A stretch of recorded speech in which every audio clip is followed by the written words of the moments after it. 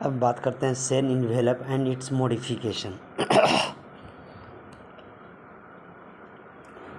Cell envelope and its modification कैसे, जैसे हम लोग का सेल इन्वेलप कौन कर सकते हैं, ह्यूमंस के लिए करेगा तो सेल मेम्ब्रेन हो जाएगा, फिर प्लांट्स के लिए सेल वॉल हो जाएगा, लेकिन बैक्टीरिया के लिए कौन कौन होगा तो और कौन कौन कब होगा कैसे होगा मैं यहाँ पर भी बताऊँगा तो ज़्यादा अच्छा रहेगा। तो अब ये जितना भी अभी बात करूँगा मैं प्रोकैरियोटिक्स के लिए मैं बात करूँगा और किस तरीक़ा से मैं करना है जो सब देखेंगे, ठीक ना। तो थोड़ा सा लंबा वीडियो बन जा रहा है हर एक पॉइंट्स का, थोड़ा सा इसलिए मैं चाहूँगा कि कम समय में आगे की ओर तेज़ी से बढ़ें, ठीक ना। आप लोग थोड़ा सा कंसंट्रेशन को बनाए रखिएगा तेज़ी से। मैं तो कह रहा क्या, मोस्ट प्रोकैरियोटिक सेल्स ज़्यादातर प्रोकैरियोटिक सेल्स में particularly the bacteria cells have a chemically complex in cell envelope। Chemically कैसा होता है, कॉम्प्लेक्स सेल इन्वेलप होती है। कैसा होता है, केमिकली कॉम्प्लेक्स सेल इन्वेलप।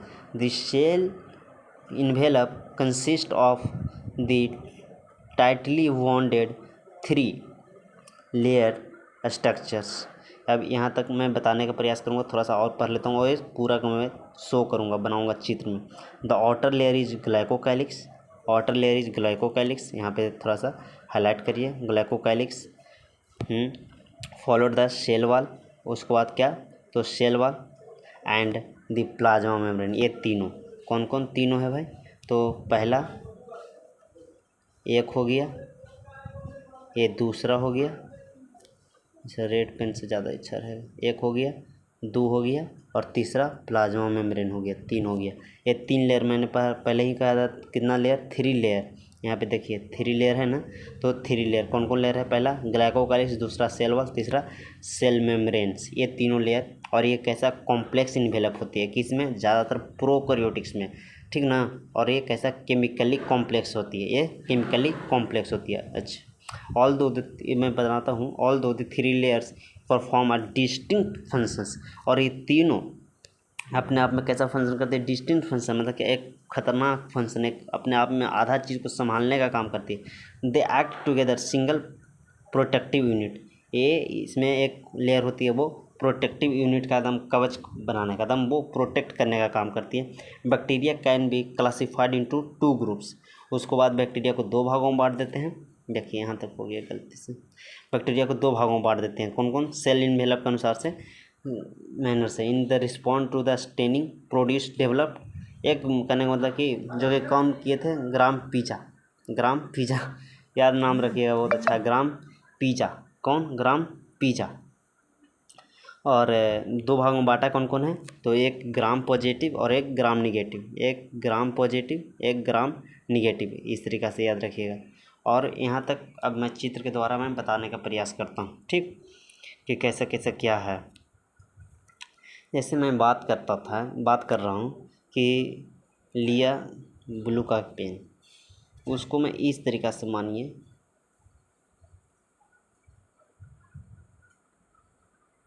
इस तरीक़ा का एक बैक्टीरिया, ठीक ना, जुड़ता नहीं है, इस तरीक़ा से समझिए ना। थोड़ा सा डायग्राम पर आप लोग कंट्रोल करिएगा। फिर इसके ऊपर ये ले लिया मैंने, सेल वॉल ले लिया, सेल वॉल ले लिया, ठीक। उसको ऊपर से हम लोग ग्लाइकोकाइलिक्स ले लिए,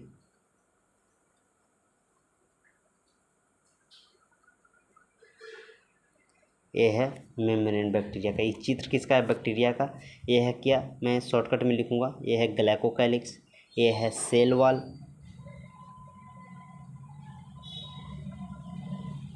ये है सेल वॉल, ये है प्लाज्मा मेम्ब्रेन, ठीक, कोई दिक्कत, ये है प्लाज्मा मेम्ब्रेन।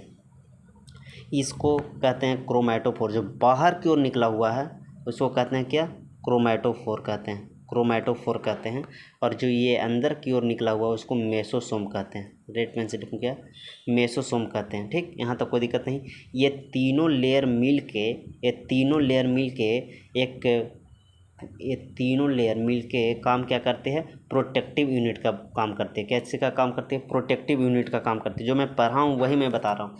और ये इसी के बेसिस पे जो ग्राम पीजे थे, ये जो ग्राम पिज़्ज़ा था वो दो भागों में बांट दिया, एक ग्राम पॉजिटिव बैक्टीरिया, एक ग्राम निगेटिव बैक्टीरिया। अब दोनों को गुण हम लोग आगे देखेंगे, दोनों का गुण देखेंगे। और ये बता दिए यहाँ तक, यही हम लोग अभी तक पढ़े थे। ये कॉम्प्लेक्स है, कैसा है, कॉम्प्लेक्स है, केमिकल है। कैसा कॉम्प्लेक्स होती है ये तीनों लेयर, कैसे होती है, कॉम्प्लेक्स केमिकल वाला होती है ना। अच्छा यहाँ पे नहीं लिखना चाहिए हमको, गलती हो गया। ये कॉम्प्लेक्स केमिकल है और कहीं पे जगह भी नहीं है, तो याद रखिए। ये कॉम्प्लेक्स होती है, कैसा होती है, कॉम्प्लेक्स होती है, कॉम्प्लेक्स होती है, ठीक ना। कोई दिक्कत नहीं होना चाहिए, कोई दिक्कत। अब आगे हम लोग बढ़ते हैं।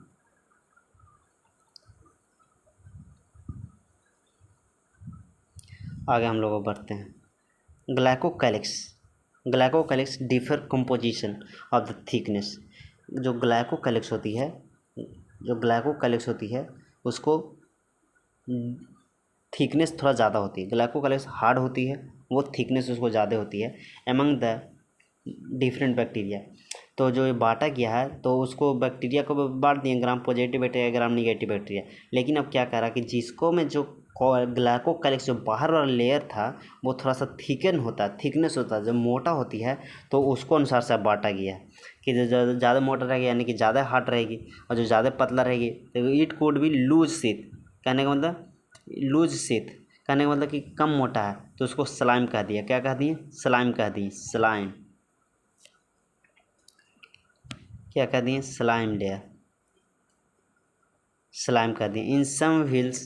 इन some wheels in other it may be thick है। थिक कहने का मतलब कि मोटा है, टफ है। थिक कहने का मतलब मोटा है और वो टफ है।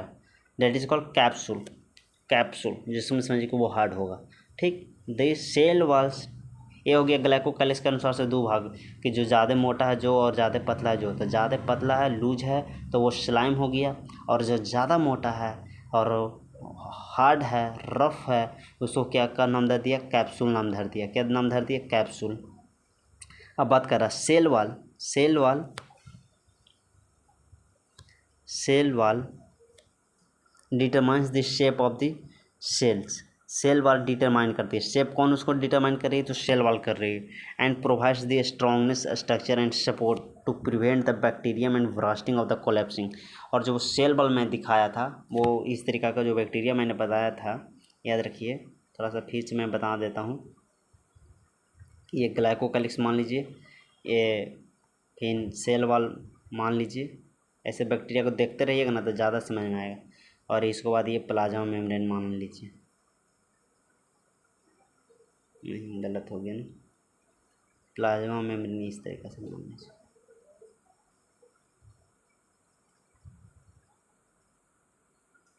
इस तरीके से प्लाज्मा मेम्ब्रेन मान लीजिए। तो इसको जो ये इसका ऐसे लिखिए कि ग्लाइकोकैलिक्स है, इसको दो भाग में बांट दिया गया इसको अनुसार से। कौन कौन, तो स्लाइम और कैप्सूल के अनुसार से बांट दिया गया। फिर ये सेल वॉल क्या करने का कह रहा कि हम प्रोटेक्टिव करते हैं। देखिए कह रहा ना यहाँ पे सेल वॉल क्या कह रहा है कि हम सेप को प्रोवाइड करते हैं, स्ट्रॉन्गनेस और सपोर्ट करते हैं, प्रिवेंट करते हैं। किससे, प्रिवेंट किससे करते हैं, तो प्रिवेंट, अच्छा से लिख देता हूँ थोड़ा, प्रिवेंट किससे करता हूँ, प्रिवेंट करता हूँ किससे, तो ब्रास्टिंग होने से, BRUSTING। देख रहे हैं ना कौन ब्रास्टिंग होने से बता रहा है, कौन कैप्सूल स्लाइम कहाँ से आया, ये सब गते गते करके अब ये चित्र में आपको हम दिखाते चलते हैं। Cell walls provide collapsing the plasma membrane is selectively permeable in nature. और ये प्लाज्मा मेम्ब्रेन्स हैं, ये प्लाज्मा मेम्ब्रेन्स है, उसका क्या फंक्शन है, तो ये सिलेक्टिवली, ये कहाँ गया, selectively permeable and interact with the food outside of the world. The membrane similar structurally that like eukaryotes। क्या कह रहा है कि इस तरीक़ा से ऐसे लिख दीजिए इसको, फंक्शन ये हो गया, ये है तीनों। पॉइंट्स क्या कि एक सिलेक्टिवली परमिएबल मेम्ब्रेन को ये अंदर जाने देगी, ताकि लिखेंगे तो हमको जगह है नहीं। ये सिलेक्टिवली परमिएबल मेम्ब्रेन को अंदर जाने देती है, जितना भी इसको अंदर से काम है तो अंदर जाने देगा, और बाहर से अंदर आने वाला बैक्टीरिया को या कोई भी प्रोटीन्स को कुछ भी को अंदर आने देगा। ये करते हैं, कौन काम करती है? तो प्लाज्मा मेम्ब्रेन काम करती है। सेल वॉल क्या काम करती है? ब्रास्टिंग होने से बचाती है। ग्लाइकोकैलिक्स क्या है? एक हार्ड है, एक कैप्सूल है जो कि स्लाइम है, स्मूथ है, इस तरीके से। अब आगे बात करते हैं। यहाँ तक तो हो गया। The special membrane structure call mesosomes. Special structure है जिसको क्या कह रहे हैं? मीसोसोम्स कह रहे हैं। इसको हम लोग क्या कह रहे हैं? मीसोसोम्स कह रहे हैं ना।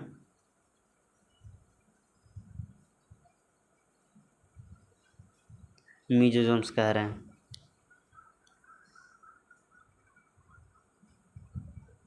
मीसोसोम्स कह रहे हैं which is formed by the extension of the plasma membrane, जो कि किसका एक्सटेंशन है? ये देखिए, प्लाज्मा मेम्ब्रेन का मैं एक्सटेंशन किया हूँ, अंदर की ओर धंसाया हूँ और अंदर की ओर बाहर निकाला हूँ, उसी को कह रहा है एक्सटेंशन ऑफ प्लाज्मा मेम्ब्रेन। ये प्लाज्मा मेम्ब्रेन मैं पहले से ही बता रहा हूँ।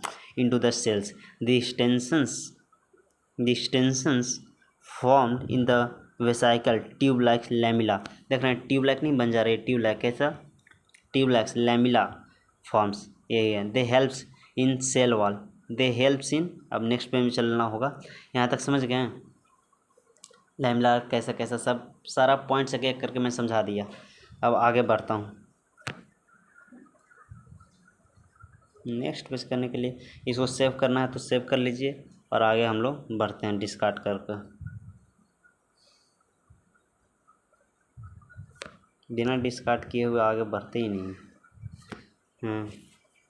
वही कह रहा है, क्या कह रहा है कि they helps in cell wall, वो मदद करती है सेल वॉल को किसी में फॉर्मेशन करने में, डीएनए को फॉर्मेशन करने में मदद करती है। मीसोसोम्स होती है वो डीएनए को फॉर्मेशन करने में मदद करती है। They helps in formation of DNA, replication and distribution of the daughter cells. वही जो मैं फिर से इसको चित्र बना के दिखाऊंगा कैसे वो डीएनए को फॉर्मेशन करवा रही है। मेसोसोम्स कैसे डीएनए को फॉर्मेशन करवा रही है और वो डॉटर सेल में कन्वर्ट करती है। They also helps in respiration, हमने पहले ही बता दिया था मेसोसोम्स रिस्पायरेशन करती है। Secretion process and increase the surface area, और वो सिक्रीशन भी करती है क्योंकि वो इस तरीका का लूज होने के कारण वो सरफेस एरिया को इंक्रीज भी करती है।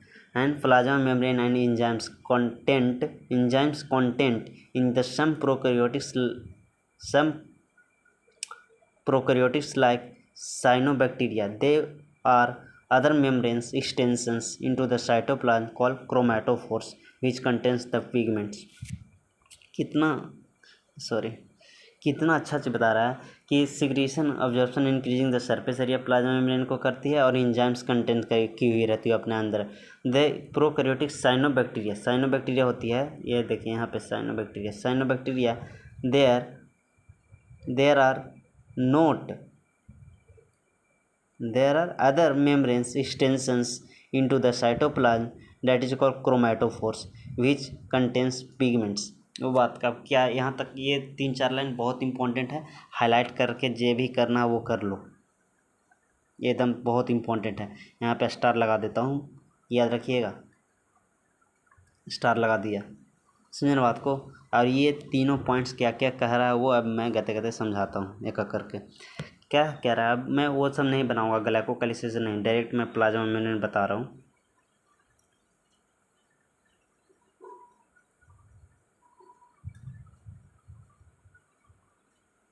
देखिए, ये मान लीजिए कि प्लाज्मा मेम्ब्रेन है, ठीक ना, ये प्लाज्मा मेम्ब्रेन है, ठीक। प्लाज्मा मेम्ब्रेन में ये मीजोजोम्स है, ये क्या है? मीजोजोम्स है। ये है क्रोमेटोफोर, क्या है? सॉरी, इसे हमको नहीं करना चाहिए था, कि इधर से निकालना चाहिए था, सॉरी।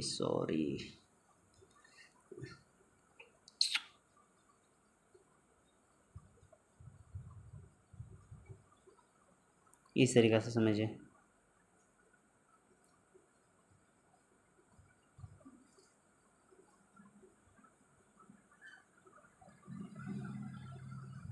समझन बात को, इस तरीके से। तो ये है मीजोजोम्स, क्या है? ये मीजोजोम्स है, मीजोजोम से, ठीक। ये दोनों अपने आप में सटते चले जाते हैं, इधर की ओर सट गया, इधर की ओर सट गया, जिसके कारण क्या होता है, यहाँ पे साइटोप्लाज्म प्रेजेंट होती है, साइटोप्लाज्म प्रेजेंट होती है, यहाँ पे साइटोप्लाज्म प्रेजेंट होती है, और यहाँ पे जो न्यूक्लियस होती है, जो न्यूक्लियस होती है वहाँ पे ऐसे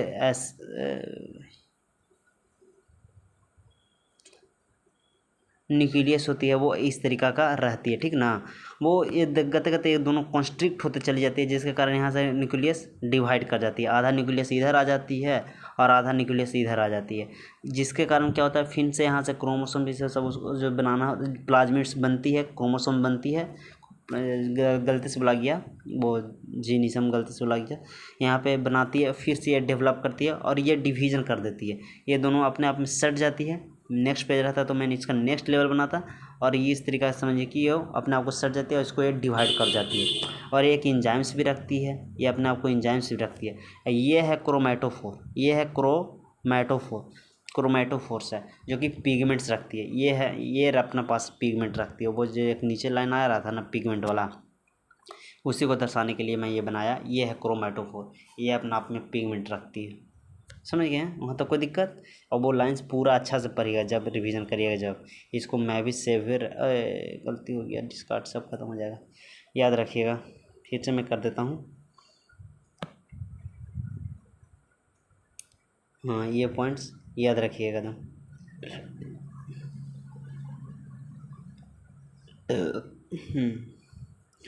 अब आगे पढ़ता हूँ।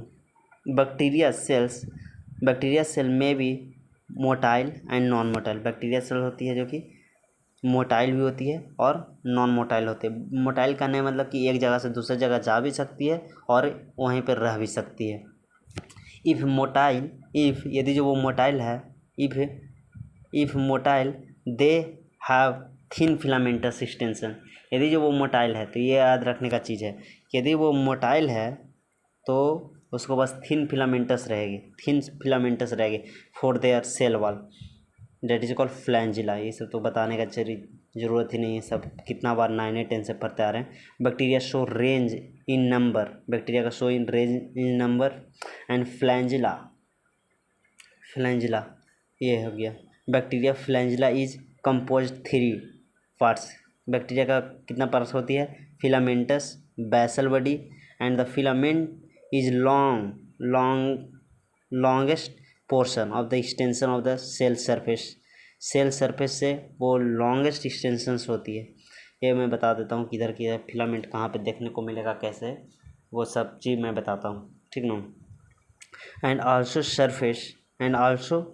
Surface structures bacteria but do not play a motility, क्या मोटिलिटी, द पिलाई आर इलोंगेटेड ट्यूबुलर स्ट्रक्चर, पिलाई है जो कि इलोंगेटेड ट्यूबुलर स्ट्रक्चर होती है, पिलाई वही है, थोड़ा सा यहाँ से क्रोमेटोफोर निकाला था ना, वहाँ से एक और निकालना चाहिए था हमको।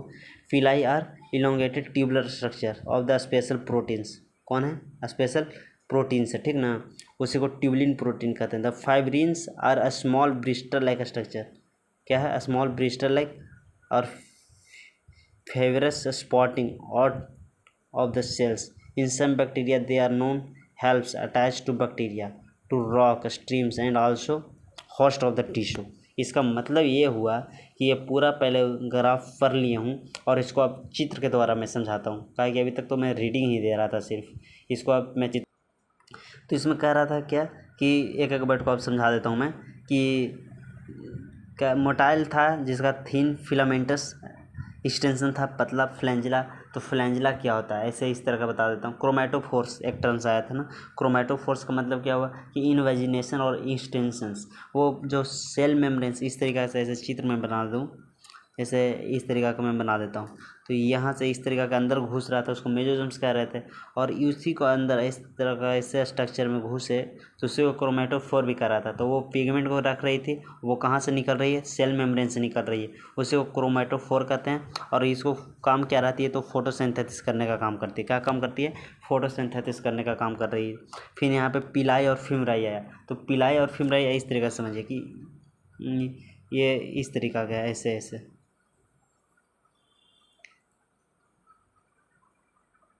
इस तरीक़ा से ढेर सारे ऐसे ऐसे कर सकते हैं। तो ये पिलाई होता है, पिलाई होता है जो कि लॉन्ग होता है, ट्यूबलर होता है, ये लॉन्ग होता है, याद रखिएगा, लॉन्ग होता है, ट्यूबलर होता है, ट्यूबलर होता है, ठीक। इलोंगेशन होता है, लेस इन नंबर होता है, एक कम होता है, देख रहे हैं इसको 3 ही है, ये लेस इन नंबर होता है, लेस इन नंबर, इसका संख्या कम होती है, जबकि ये है फीमराई है, ये व्रिस्टर लाइक स्ट्रक्चर इसको कहते हैं, फीमराई या व्रिस्टर लाइक स्ट्रक्चर इसी को कहते हैं। शॉर्ट इन नंबर, शॉर्ट इन नंबर ज़्यादा होता है व्रिस्टर। अटैचमेंट इन बैक्टीरिया और होस्ट, ये किससे अटैच्ड है, बैक्टीरिया से अटैच्ड होती है, ये समझ के आ गया। ये फ्यूमराई और ये टर्न्स भी सब खत्म हो गया, फ्यूमराई और फिलामेंटस हुक एक बच गया, और एक क्या बच गया, फ्लैंजला उलैंजला तो सब बता ही दिया। तो फिलामेंटस हुक इस तरह का समझिए कि इस तरह से हुक एक समझिए, ये गलती हो गया, इस तरीका का होता है, ठीक ना।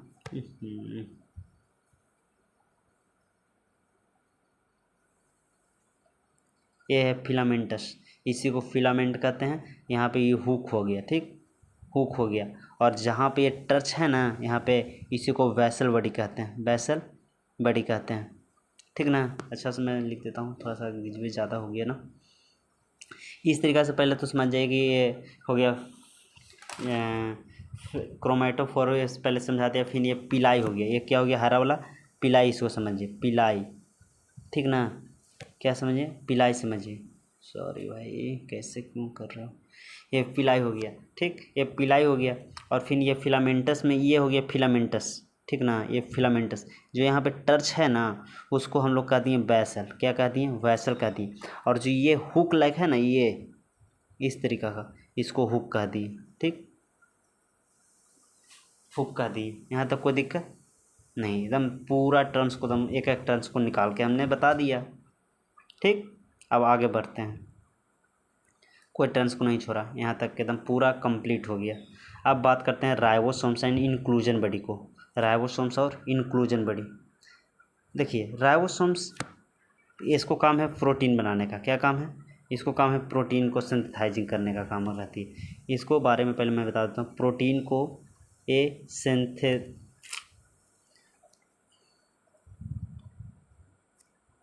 प्रोटीन को सिंथेसाइज करती है, ठीक ना।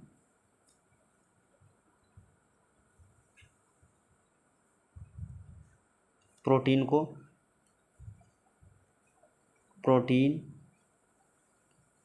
सिंथेसाइज करती है, ठीक, सिंथेसाइज करती है। और ये कितने प्रकार का होता है, तो ये 2 प्रकार का होता है। जैसे ये एक 70S होती है, एक 80S होती है, ठीक, 80S होती है।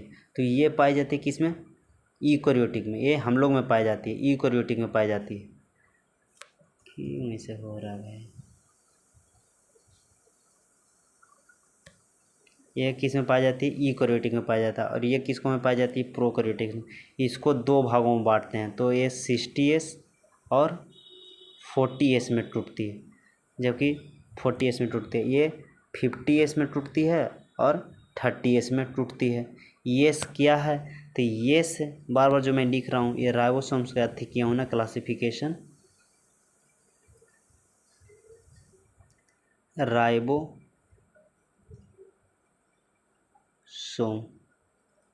का क्लासिफिकेशन ये है, जो कि सेडबर्ग यूनिट होता है। क्या होता है, सेडबर्ग यूनिट होता है, सब सेडबर्ग यूनिट होता है, ठीक ना। ये डेंसिटी को डिनोट करता है। मैं ये भी फील आपको दिलाऊंगा कि कौन 70S हम लोग में क्यों है, 80S हम लोग में 80S क्यों है, उन लोगों में 70S क्यों है, सारा को फील भी दिलाने का प्रयास करूंगा। ये है राइबोसोम्स का काम, कि कहाँ पे कौन प्रेजेंट है, ये सारा चीज़। यहाँ तक कोई दिक्कत नहीं ना। आगे मैं बढ़ता हूँ, अब रीडिंग देता हूँ NCERT का। रीडिंग करने का मतलब कि पॉइंट बाय पॉइंट समझने का प्रयास करता हूँ। In prokaryotics ribosomes are associated with in the plasma membrane cells. कह रहा है कि प्रोकैरियोटिक्स में सेल मेम्ब्रेन के अंदर पाई जाती है ribosomes. They are about 15 nanometer to 20 nanometer in size and are made up of 2 सब यूनिट्स। 2 सब यूनिट्स में प्रेजेंट होती है, एक 50S एक 30S। मैंने पहले ही बता दिया था कि एक 50S 30S में पाई जाती है। Which when are present 70S, लेकिन एक 50S 30S भी पाया जाता है, लेकिन जो 70S होता है वो प्रेजेंट कहाँ पे होती है, प्रोकैरियोटिक्स में प्रेजेंट होती है, प्रोकैरियोटिक्स राइबोसोम्स में होती है, क्योंकि अभी हम लोग प्रोकैरियोटिक्स के बारे में पढ़ रहे हैं। Ribosomes are site of the protein, ribosomes क्या किसका साइट है, प्रोटीन का साइट, सिंथेसाइजिंग करती है। Several ribosomes may be attached in single RNA, जैसे ये ये है आरएनए, ठीक, ये है आरएनए, ठीक ना, इस तरीके से। तो इसी पर समझो कि डीएनए ये राइबोसोम्स प्रेजेंट होती है ऐसे, ठीक। और एक सिंगल आरएनए पे ढेर सारे राइबोसोम ऐसे आ जाता है, उसी को हम लोग क्या कहते हैं, पोलियोसोम कहते हैं। क्या कहते हैं, पोलियोसोम कहते हैं। आगे बढ़ते हैं। राइबोसोम्स आर सेवरल मैंने अधिक, that attach to single RNA, single RNA, ये बात तुम याद रखिएगा। क्या चीज़ हाईलाइट कर देता हूँ, सिंगल एमआरएनए में, ये कौन आरएनए है, एमआरएनए है, to forms the chain that is called polyribosome या पोलियोसोम्स। मैंने पहले ही बता दिया था कि इसको हम लोग क्या कहते हैं, पोलियोसोम कहते हैं या पोलियोराइबोसोम्स कहते हैं। ये क्या है, एमआरएनए, 3 प्रकार का आरएनए होता है ना, एमआरएनए, टीआरएनए और आरआरएनए होता है। उसमें ये मैसेंजर आरएनए का काम करता है। एमआरएनए माने messenger RNA. The ribosomes of polysome translate The ribosomes of polyosome translate to mRNA into proteins. mRNA को मैसेंजर करके वो प्रोटीन्स में कन्वर्ट कर देती है। पोलियोराइबोसोम्स का मतलब समझा दिया, पोलियोसोम्स का मतलब समझा दिया, 50S 30S का मतलब समझा दिया, और प्रोकैरियोटिक्स में कौन पाया जाता है उसका मतलब समझा दिया। अब बात करते हैं इंक्लूजन बॉडी का। इंक्लूजन बॉडी क्या है, इंक्लूजन बॉडी कुछ नहीं है। इंक्लूजन बॉडी एक प्रकार की समझिए कि वो रिजर्व करने का काम करता है, रिजर्व फूड मटेरियल को रखती है, रिजर्व फूड मटेरियल को रखती है, सेल्स में स्टोर करके रखती है। जैसे हम लोग में माइटोकॉन्ड्रिया स्टोर करके रखती है, तो प्रोकैरियोटिक्स में कौन स्टोर करके रखती है, इंक्लूजन बॉडी स्टोर करके रखती है। रिजर्व मटेरियल प्रोकैरियोटिक सेल्स में कौन करके रखती है, inclusion body. The cytoplasm in the form of inclusion body, inclusion these are not bonded by any membrane, जो कि कोई मेम्ब्रेन बॉन्डेड नहीं होती है। And lie free in the cytoplasm, वो लाई कर रहती है, रहती है कहाँ, एकदम फ्री साइटोप्लाज्म में रहती है। फास्फेट्स ग्रेनुल्स साइनोबैक्टीरिया, जैसे कौन कौन सा बैक्टीरिया में, तो फास्फेट ग्रेनुल्स रखती है, cyanophyceans granules, glycogens granules, gas vacuoles are found in the purple sulphur bacteria और ग्रीन सल्फर बैक्टीरिया। ये सब में वो स्टोर करके रखती है inclusion bacteria, reserve food material, ये सब के लिए। यहाँ तक कोई दिक्कत नहीं होना चाहिए।